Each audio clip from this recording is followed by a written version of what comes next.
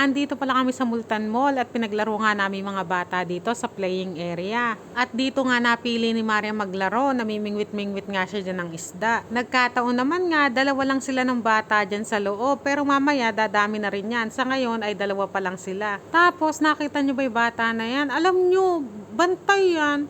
Yung isang kasamahan ni Mariam sa loob, ang pangalan Amna.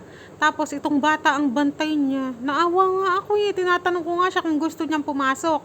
Kasi ang bayad ay 150 yata o 100 rupees ang bayad.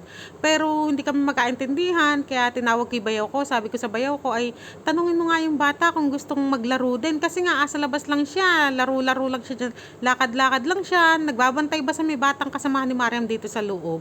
Tinatawag-tawag niya. Amna, Amna. Sabi niya. Tas mag-uusap sila. Tas maglalaro na naman si Amna dyan.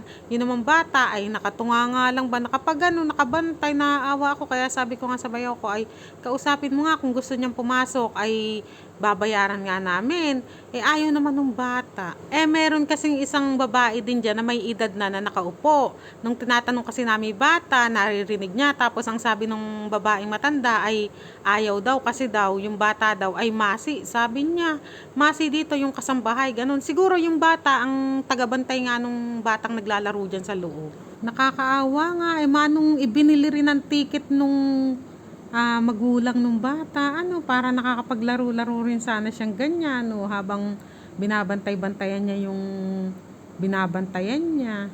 At least magkasama sila sa loob, 'di ba? Siguro yung nanay nung bata nag-shopping o kaya baka may pinuntahan. Tapos iniwan na lang diyan yung mga bata.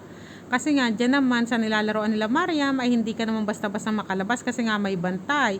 Paglalabas ay tinatanong muna yung bata. Maya-maya nga rin dyan ay may kumakatok dyan sa salamin na yan. Yung nanay nga ng bata na yan dumating na. Tapos yung bantay niya ay binuksan niya agad yung gate niya nung sa palaruan na yan. Tapos binawal nung bantay. Bakit? Tapos sinabi nga niya na dumating na daw yung nanay nung bata. Kaya ayun, umalis na sila. Nakakalungkot lang talaga kasi nga ang bata-bata niya pa tapos namamasukan na siya.